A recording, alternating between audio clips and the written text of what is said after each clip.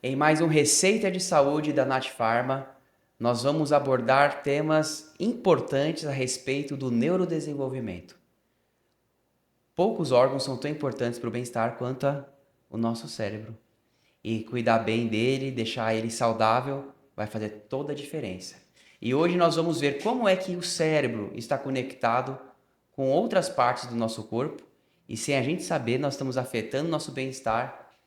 Mas hoje a gente vai desmascarar esse assunto.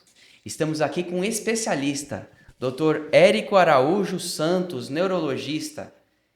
Ele que já é um amigo aqui da Nat Pharma, é formado pela Escola Baiana de Medicina, especializado em neurologia pelo Hospital Universitário de Sergipe. Dr. Érico, seja muito bem-vindo. Obrigado. Agradeço por estar aqui e por falarmos sobre neurologia, que é uma área que eu tanto gosto.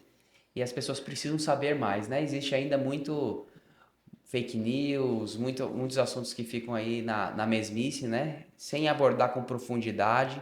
E as pessoas precisam saber mais. Eu acho que estamos numa era perigosa onde nós temos muito acesso a temas que são temas verdadeiros, porém são abordados de forma errada. Então, em cada área, se você observar, tem gente falando de farmácia, temas de medicina, de nutrição, tudo de forma errada. Então, cada vez mais que a gente faz isso com pessoas da própria área, é uma forma da pessoa aprender melhor de forma correta. Perfeito, concordo plenamente, doutor Érico. Estamos aqui também com Carla Larissa, que você já conhece.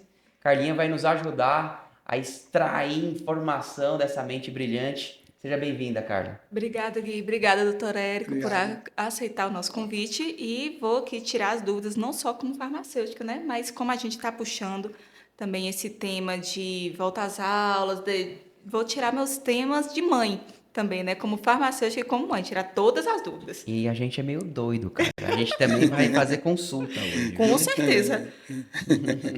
Acho que todo mundo Aproveitar. é um pouco doido, né, doutor? Ninguém é normal, É, né? de médico, eu digo como ditado, de médico e louco, todo mundo tem um pouco. Doutor, vamos aqui então começar a abordar alguns temas, né? E o doutor fica à vontade, tá bom? Aqui antes de começar, informalmente, a gente estava falando um tema que é super oportuno, né? Eu acho que precisa ser mais falado, Sim. porque é algo muito recente, é uma tecnologia aí que explodiu mesmo que na década de 2000, né? Os smartphones, e tem impactado muito a saúde mental de uma forma nociva e fala-se pouco, ou o que se fala não tem gerado mudanças, né, de comportamento e precisa porque está adoecendo a sociedade. Então, o uso dos celulares e o abuso especialmente de redes sociais, tem trazido malefícios para a sociedade, não tem, doutor? Tem trazido muitos malefícios. Então, o abuso, independente de qualquer área, eu sempre costumo brincar para paciente que é um aparelho, é uma invenção que foi uma das piores invenções da humanidade, que tem deixado a gente burro. Inclusive, tem estudos mostrando que essa geração mais nova é a primeira geração onde o QI caiu. Porque o que, que ocorre? Cada geração que vinha tinha conhecimentos novos e ia acrescentando e ia ficando mais inteligente. Mas essa geração não. Por quê? Porque está tendo um aprendizado passivo. Nós, aqui, falando, nós jovens aqui, nós pegávamos o livro, lia o livro, não entendia, lia de novo, pegava para a prova, juntava com os amigos. Só que essa geração pega um material, joga no aplicativo, o aplicativo resume tudo, inclusive perguntas que possivelmente podem ir para a prova. Então, aprendizado passivo. Quanto mais cedo você dá o celular para uma criança, você está praticamente fazendo ela com que ela não aprenda, porque você não interage com ela, ela fica em cima de. Se você observar os desenhos de antigamente, da minha época, He-Man, She-Ra, que eram desenhos mais escuros, eram Sim, desenhos que não eram tão coloridos. Hoje em mais dia, lentos. Peppa Pig, esses desenhos são tudo colorido, tudo brilhante, para manter a criança Acesa lá na tela. acesa, e aí, acesa, quieta, dopamina. Quando fica ali, a criança para de interagir com os adultos e o vocabulário cai. Os jovens não estão. Eu te digo que, em média, quando eu converso, quando eu atendo jovem, a média de uso de celular, no mínimo, são 6 horas de uso Dia? por dia. Inclusive, muitos dormem depois de meia-noite, numa idade que é para dormir no mínimo 10 horas. Então, assim, e tem um segundo problema. Os pais chegam, tem pai que chega dentro de casa, pai e mãe, e ao invés de interagir com os filhos, cada um fica no seu celular. Então, está tendo prejuízo de raciocínio e eu acredito que o analfabetismo funcional tende a piorar cada vez mais. Inclusive, já estamos chegando agora no estágio de nível universitário. Não, fora, doutor, que a compreensão de temas profundos exige foco, né? Sim. Exige profundidade, penetração em temas por um tempo razoável ali para conseguir chegar a algumas conclusões. E como é que se mantém a atenção de um jovem desse aí por mais de 30 minutos, né? E como é que se mantém com um aparelho que ensina o cérebro a não ter atenção e foco? Vídeos de 30 segundos, Instagram, no máximo 3 frases. O que está ensinando para esse cérebro? Está ensinando que o cérebro tem que agir na velocidade da luz. E aí você perde um foco. Hoje em dia, sabe-se que esses estudantes, eles não conseguem interpretar mais do que 2 páginas de texto. Nós sabemos que na nossa época de português e literatura, era 4, 6 páginas para interpretar com pergunta. Sim. Então, para você ver a diferença, É. que não é uma diferença tão grande, porque nós somos uma geração que entende a geração dos nossos pais, mas ao mesmo tempo sabemos essa nova geração e nós estamos inseridos nessa nova geração, sabemos mexer. A gente é a última geração, né, do offline para o online, né? Então a gente consegue trafegar os dois mundos, o que é uma vantagem para a gente. Fora aqui, doutor, os impactos disso na parte emocional, né? Porque aí a pessoa tem menos Sim, paciência, menos tolerância, aí aumenta a ansiedade, surtos de ansiedade. A gente tem visto aqui na farmácia adolescentes que começam a estagiar e literalmente entram em colapso. A gente já teve pessoas que simplesmente falaram, não, não estou aguentando estudar e trabalhar. Aí você escuta isso e fala, meu Deus do céu. Mas isso não é o comum, que sempre fez parte de todos, da minha vida, de todos os meus colegas, isso era normal, né? Então a gente fica assustado quando a gente escuta.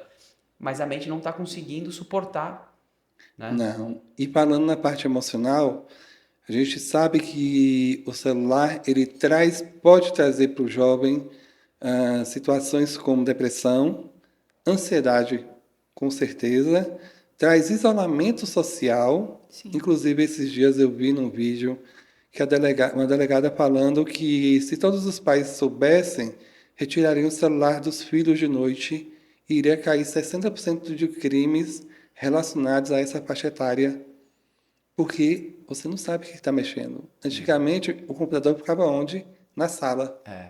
onde os pais passavam e sabiam o que você estava fazendo.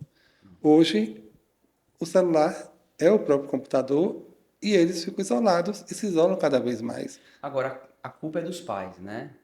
É o pai Vamos que não dizer está que eles... exercendo o controle sobre a tecnologia, que a criança vai querer usar o que libera dopamina, não é isso? Às vezes o Isso. comodismo, porque acontece muito hoje é normal, a criança nasce e você dá tela, Sim, entendeu? Às vezes a falta de uma rede de apoio, muitas mães se seguram na tela achando que está fazendo bem. E na verdade não está. Eu tenho 2, não liberei tela, né? Ainda brinquei com o doutor. Falei assim, quando eu quis liberar a tela, eles não quiseram assistir. Eles viraram e foram brincar com os brinquedinhos dele. Porque é explosão de cor, literalmente. São explosões de cores e quando você tira, você já sente a criança nervosa, a criança chorando. Então, assim, acontece desde novinho. que na verdade é um subterfúgio, às vezes materno ou paterno, Sim, para ter momentos de, entre Descanso. aspas, descanso por falta de rede de sim, apoio. sim. É isso mesmo. Doutor, então, ainda falando sobre esse tema, o doutor usou, antes de a gente começar a gravar, uma expressão muito interessante, que é o TDAH-like, né? Sim. E então a gente, hoje todo mundo se conversa, é porque eu sou TDAH. Mas não é bem assim, né? A gente está com muito falso positivo aí, entendeu? Tanto TDAH quanto transtorno do espectro autista, eu já acompanhei no TikTok. E aí teve uma tarde que eu passei e foi até bem, até ri de mim, porque era cada vídeo dizendo, se você fizer tal gesto, você é neurodivergente. E aí eu falei, saí com diagnóstico de TDAH e TEA. Então não precisa mais de mim. Não precisa. Porque, agora sim, o celular, pelo fato de provocar, retirar a atenção e retirar o foco, então, o TDAH, que é o transtorno do déficit de atenção e hiperatividade, você já atrapalha a atenção. E onde entra a hiperatividade? A dopamina. Então, você tira a dopamina, você deixa a pessoa, a criança, extremamente nervosa, porque ela quer aquela explosão de dopamina, ela quer explosão. Tanto que foi até complicado essa nova lei de retirar o celular do colégio, porque eles achavam que não fazia mal, e muitos pais achavam que não fazia mal no aprendizado da criança e do adolescente no colégio. Tem Esse, gente que fala, é só um pouquinho, não tem nada não, mas Tem. agora isso aí não é tem. só criança não, doutor. Esse negócio de TDAH lá que é só criança? Somos uma geração que os adultos também, nós estamos viciados. Então, se você observar, eu gosto de brincar, por exemplo, aqui perto tem um cruzamento que é super famoso, antigo e movimentado. Se você ficar 5 minutos ali, você vai ver as pessoas caminhando com o celular na mão, atravessando sem olhar a rua, sem olhar, com o celular na mão, sem ver semáforo, com o celular na mão. Então, assim, é incrível o nível de dependência que a pessoa tem do celular. E outra coisa que eu até falo, o celular, ele quer te prender tanto, e eu vou te dar exemplo da impressão digital. Eu tenho uma conta no Banco do Brasil que é desde 1999, e 99, e a mesma senha. Comecei a usar a impressão digital. Esqueceu assim. Comecei a esquecer a senha, retirei imediatamente e voltei, e aí agora lembro perfeitamente a senha, para você ter ideia. O nosso cérebro, ele é fantástico, mas ele tem que ter estímulo. Então, as pessoas perguntam para mim, mas eu estou esquecido. Eu retruco a pergunta. O que você faz para estimular o seu cérebro? Você lê? Você pratica atividades manuais, por exemplo? Você pesquisa receita? Você procura novidade? Procura um documentário que você não sabe? Porque as pessoas, você lê, o povo fala a Bíblia. Eu falei, não, tem que ser novidade. Nós, por exemplo, a área da saúde não é novidade para a gente. Então, nós temos que ler coisas fora da área da saúde. Então, para isso daí, cada leitura, digamos que é como se fosse aquela cena de Réveillon, de explosão de artifícios, justamente o cérebro fazendo conexões, enriquecendo. E é tão lindo de ver os neurônios se juntando, formando novas conexões.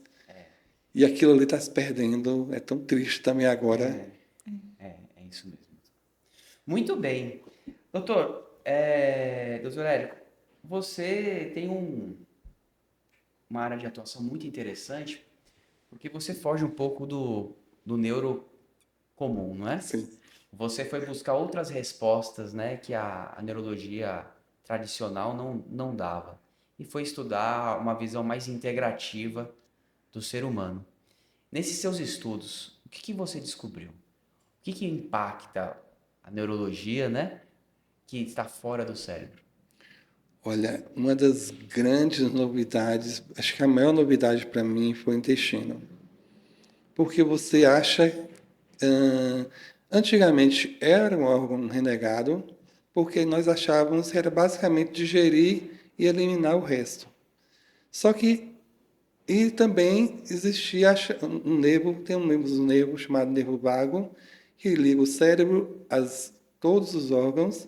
E aí, na minha época, eu até fiz uma apresentação que dizia que esse nervo mandava informações para o intestino.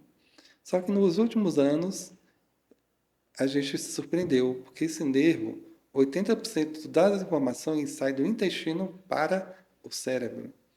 Então, aquela frase, você é o que você come, ela é muito verdadeira.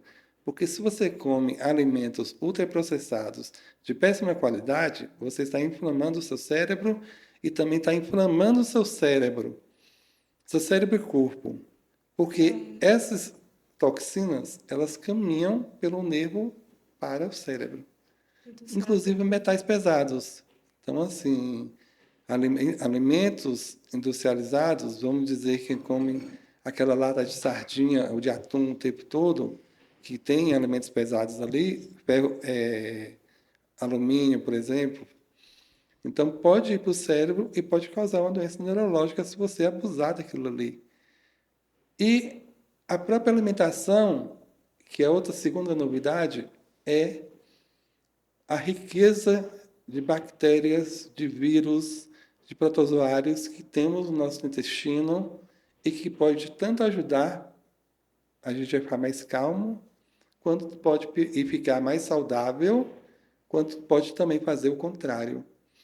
As pessoas acham que nós somos puramente células humanas, mas para cada célula humana nós temos estudos, alguns falam entre 8 a 9 micro-organismos para cada célula humana. Então, tem um livro que chama de 10% de ser humano. Nós temos Interessante. mais vírus, mais bactérias, protozoários. Nós somos um verdadeiro zoológico. É. E nós, na nossa arrogância, achamos ainda que nós somos só células, só ser humano, digamos assim. Muito interessante, doutor. Então, você comentou aqui sobre metais pesados, né, a microbiota. Então, que alimentos, né, estão relacionados, estão aí na evidência, que impactam, né, doenças como Parkinson, Alzheimer, e outras, né, que são neurodegenerativas, uma, uma ala, né? Alimentos ultraprocessados ou minimamente processados, eu tenho retirado de minha vida. O que seriam esses alimentos? Eu brinco para o paciente entender, é tudo o que você tem que abrir de caixinha ou tem que desembalar. E aí eu oriento o paciente, vamos voltar para aquela alimentação antiga, que é uma alimentação basicamente baseada em alimentos naturais.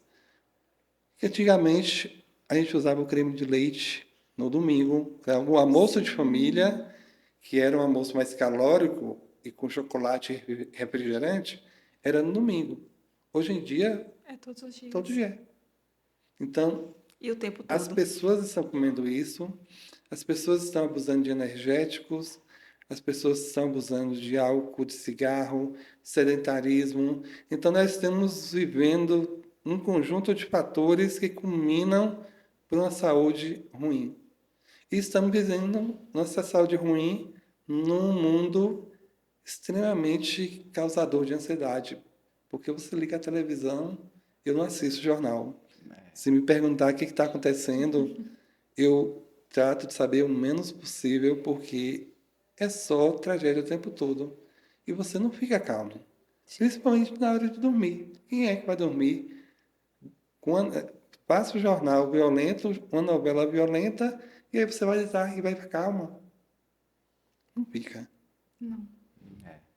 Aí entra o cortisol. Aumenta o cortisol, que é um hormônio do estresse.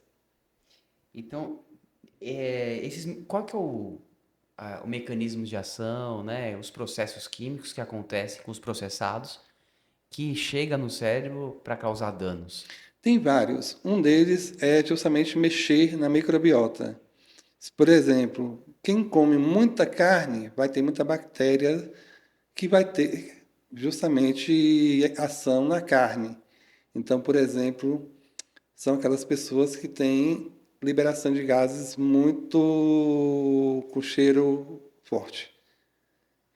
Já tem gente que, se você comer demais, não existe alimento inflamatório nem adoecedor para quem não tem a doença, tá? Então, vou falar do leite para quem tem lactose, que já altera também a microbiota intestinal. Então, eu acredito que o ponto principal começa ali, porque todo o processo, toda a comida, as bactérias vão modificar e vão levar para um grau de inflamação que nós chamamos atualmente de inflamação subclínica, que aumenta fatores de doenças cardiovasculares, que é AVC e que é infarto. Então, essas bactérias transformam mais o corpo em inflamação. E como a gente faz para reverter isso? Alimento natural, saudável, Atividade física. atividade física, saúde mental, qualidade de sono, são os pilares. A gente traz gente, sai gente aqui do nosso podcast, mas no final a receita de saúde é mais simples do que a gente, Muito né? mais. Se nós lembrássemos dos nossos avós, Sim. a gente saberia que é muito mais simples. Muito bom, doutor. Quer puxar alguma pergunta, Carlinha? Tô aqui. Como mamãe, quer fazer alguma pergunta? Eu posso continuar aqui? Como mamãe, a gente falou, né, das telas. E agora, nesse volta às aulas, que a rotina muda, né? A gente estava conversando antes do podcast, a gente fala que a rotina de férias modifica toda da rotina, né, do ano todo. Doutor, como lidar com essa mudança de rotina? Porque, assim, o sono vai ser diferente, Sim, né? Aí agora, normalmente, as crianças precisam acordar cedo, mas não estão dormindo cedo, né? Algumas acordam mais tarde, não dá tempo de tomar o café da manhã. Isso impacta também no aprendizado, a questão da rotina de sono impacta no aprendizado e no crescimento, na formação da criança, pré-adolescente, adolescente. sim, muito. A gente tem que saber que durante o período de férias, pelo menos 15 dias antes, a gente tem que começar a preparar essa criança e esse adolescente.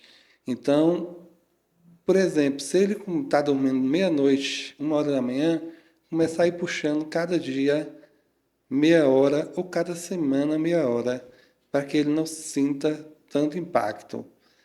O impacto de acordar cedo realmente vai acontecer, porque a gente não vai fazer essa etapa no período de férias, que é até cruel, né? A gente já acorda o ano todo. Sim. E agora o que que acontece? Eu gostaria de falar, ele, o sono à noite é para dormir, não é para ficar acordado. Porque nós produzimos melatonina de noite, nós produzimos, você falou do crescimento, o hormônio do crescimento, ele é produzido em picos à noite. E ele depende de melatonina. Nós temos, por exemplo, a partir de 4 horas da manhã, o pico do cortisol para nós acordarmos de manhã cedo. E aí as pessoas dormem de maneira errada e você produz ou não produz os hormônios do jeito que deveria. E aí, sono perdido é sono não recuperado. Aquela noite que antigamente a gente falava, perdi essa noite porque eu fui na festa e vou de sábado, vou acordar 11 horas no domingo para recuperar, não recupera. Aquela noite ele é perdido. O que ocorre no sono? Ele ocorre uma limpeza cerebral. Então, tem uma imagem bem bonita de ressonância, onde há uma pulsação e há uma limpeza, o líquido, que é um líquido que percorre todo o cérebro e medula, que o pessoal lembra muito na hora da cirurgia do parto, Sim. que é onde coloca anestesia, esse líquido ele vai percorrendo e vai retirando as toxinas do cérebro e vai alimentando também. Só que durante o sono, na pulsação, ocorre a limpeza desse líquido e da, entre aspas, sujeira retirada do cérebro. E aí, se você não dorme, não ocorre essa limpeza e pode aumentar as chances de doenças neurodegenerativas, por exemplo, uma suspeita de demência, por exemplo, entendeu? Então, será que não pode ser isso? Sim. Porque na neurologia a gente não tem certeza de nada, mas a gente supõe várias coisas. Entendi. Então, nesse caso, a boa rotina de sono vai também impactar na memória, no subconsciente, na limpeza, às vezes, do consciente de algumas coisas que não merecem tanta atenção, os aprendizados ser fixados, que nessa fase de criança e adolescência é muito importante, né? Muito importante, e eles têm que dormir mais, a média de 12 a 14 horas por dia. E nós, se dormimos, o correto do adulto é entre 7 e 9 horas. Eu também queria voltar a outra pergunta sua sobre alimentação. Sim. Eu, é muito frequente, eu diria que a maioria dos jovens que eu atendo não se alimentam direito. Só que o cérebro, ele consome, é o maior consumidor de energia. Então, como é que você manda para um colégio que ele vai utilizar essa energia toda e você não fornece essa energia? Na minha época não tinha opção. Todo mundo meio que já era acostumado, não precisava mandar. Hoje em dia, os adolescentes simplesmente não tomam, e aí um deles me falaram que, além deles não comerem, não fornecer energia de qualidade, porque na hora do lanche, coxinha e refrigerante não é comida de qualidade. Eles estão abusando de energéticos para ir para o colégio. Só que energéticos, quando eu passei na minha residência médica no estágio de neurologia, era junto com cardiologia. E aí os cardiologistas diziam que o abuso de energético causa arritmia cardíaca. Causando arritmia cardíaca, você aumenta a chance de AVC, de infarto cerebral. E dizem que o infarto no jovem, na criança, é muito mais perigoso do que no idoso, É né? muito mais perigoso, principalmente coração, porque no idoso ele já teve chance de construir o que nós chamamos de vasos colaterais, ter vários outros vasos, digamos, formar várias ruas Para dar para fuga. irrigar melhor. Sim. Já o jovem, eu ia falar nós, perdão, nós somos meia-idade. Os jovens, eles não têm essas vias alternativas ainda. Então é E diferente. principalmente, dificilmente vai ter um pouco, porque os jovens hoje em dia não estão brincando, porque estão Em tela. na internet, no celular. Eu não sei se vocês já viram antigamente tinha um iogurte pequeno no supermercado que foi mudado para apertar. Sim, Vocês sabem sim. por que Para foi ser o mudado? lanchinho. Para ser mais rápido? Não. Simplesmente as crianças perderam força de abrir a tampa por causa do uso de tela e como eles batem na tela, eles têm muito mais força de pressão. Aí a marca mudou para isso. Então perdeu o movimento de pinça, que é um Perdeu. movimento, né, da primata, né?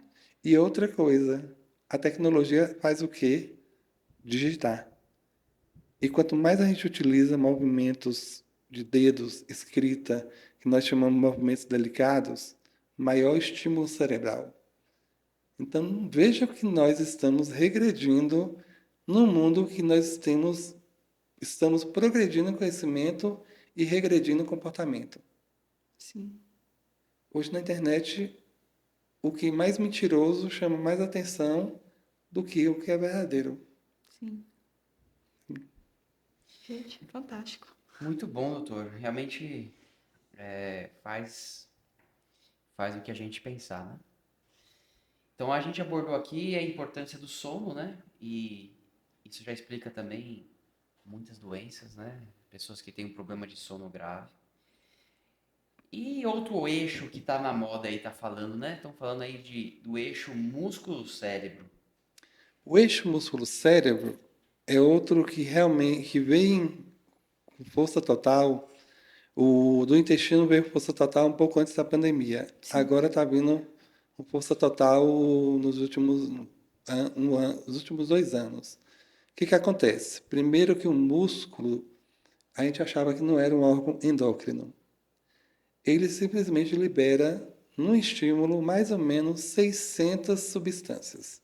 Substâncias de dor, substâncias analgésicas, substâncias que estimulam a produção de neurônio. Então, primeiro motivo para malhar, para fazer exercício físico, Qual exercício físico melhor? É aquele que você consegue fazer. Porém, nós temos que ter uma dedicação para exercícios que produzem músculo, como musculação e pilates. Porque estimulando o músculo, nós estimulamos que esses músculos seguram direitinho as estruturas do corpo e permite que o idoso adquira funcionalidade.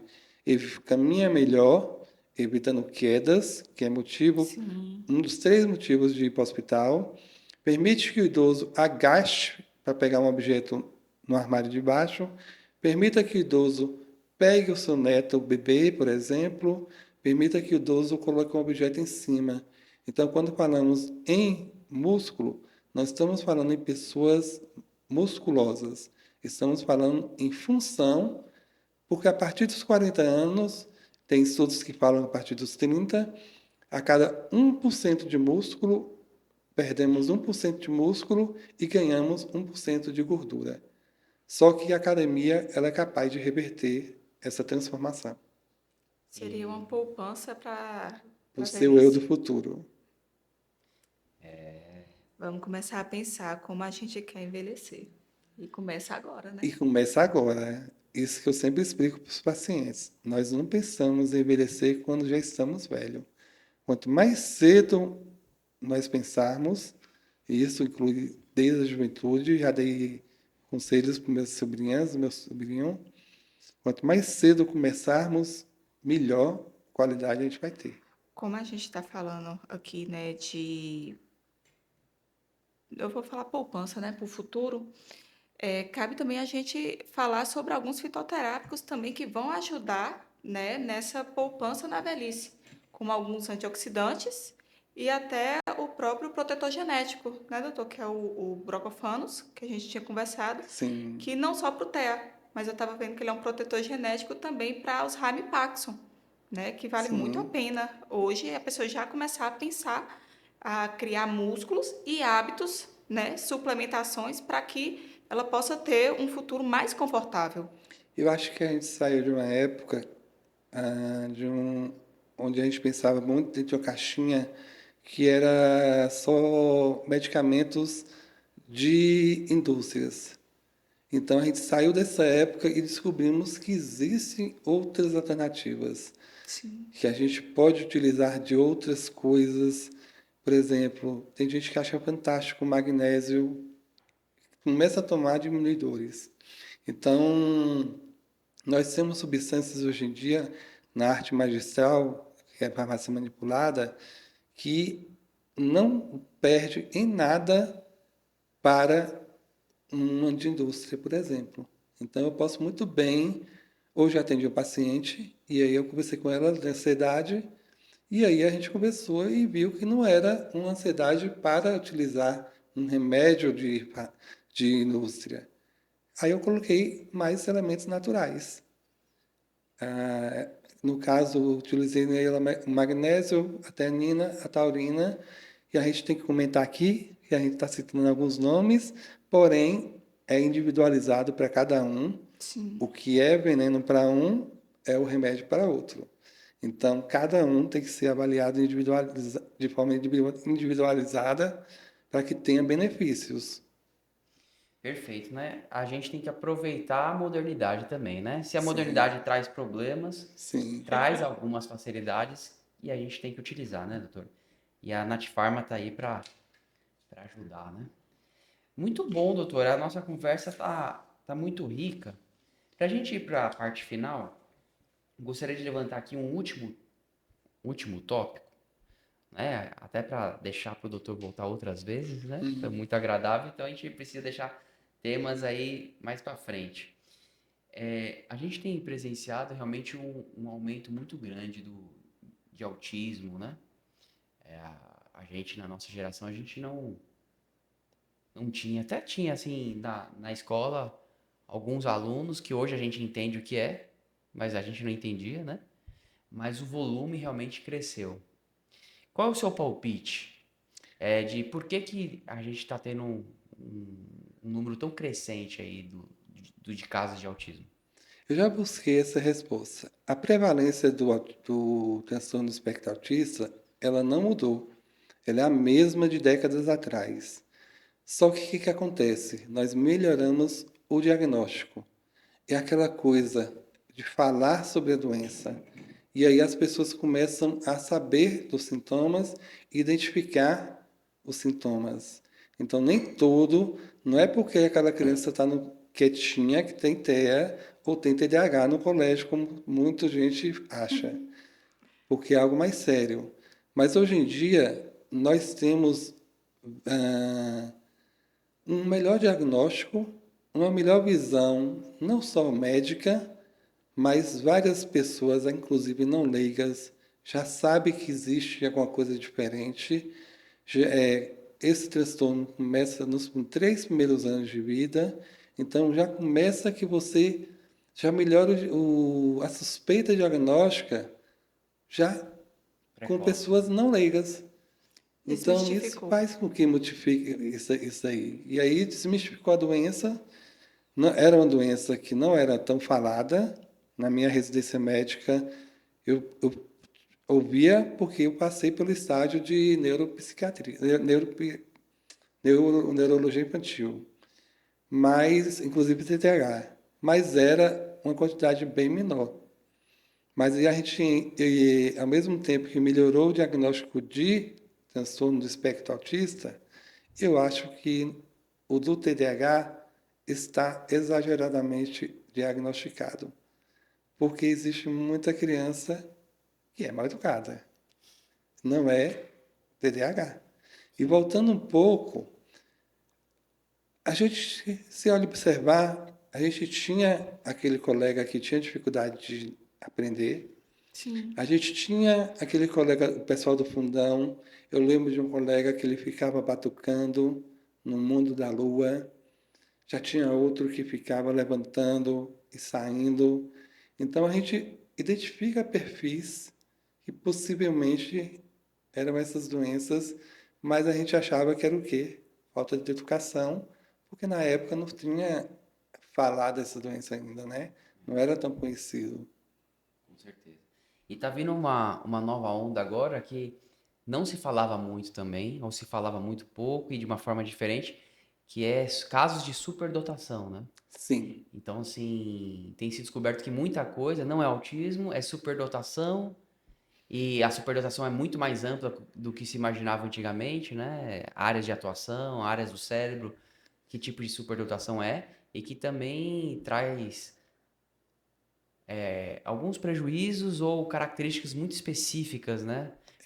Alguns neurodivergentes, né?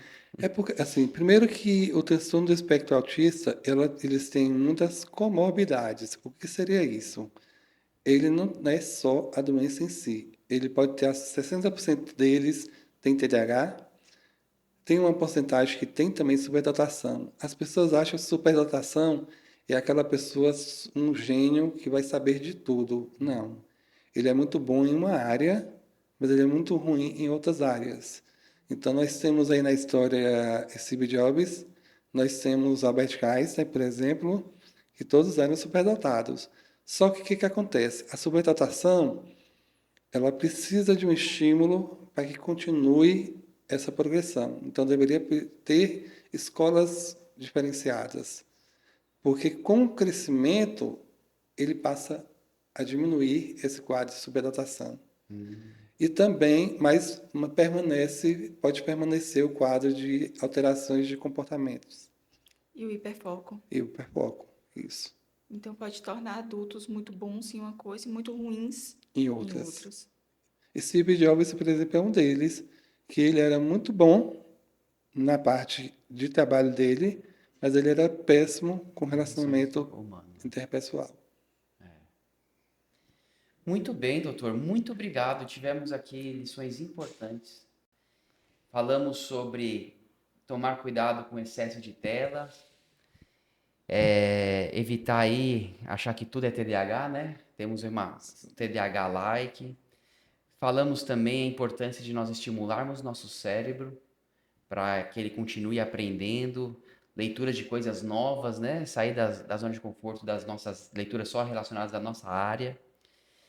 E aí o tripé, boa alimentação, que é o eixo intestino-cérebro, né?